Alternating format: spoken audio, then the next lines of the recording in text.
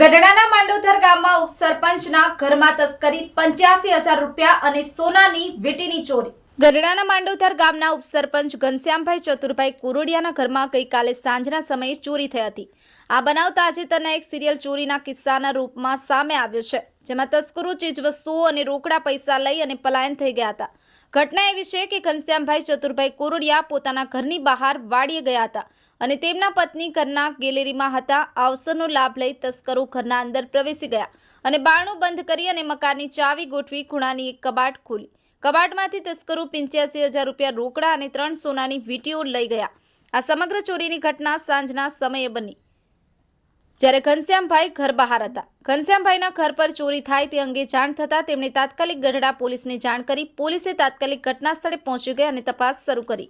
આ બનાવના પગલે સ્થાનિક પોલીસ એક્ટિવ બની હતી અને તસ્કરોની શોધખોળમાં લાગી હતી। ન્યૂઝ 9 ગુજરાતી, ગઢડા। બહારથી તાળું મારેલું હતું ડેલાને અને ખોલીને અંદર આવ્યા।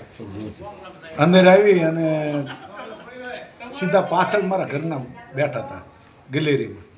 ઈવડું બારણું બંધ કરી દીધું જવાય અને આ અંદરથી કબાટ ખોલી અને 85,000 રૂપિયા રોકડા હતા, 3 વીંટીઓ હતી હોનાની।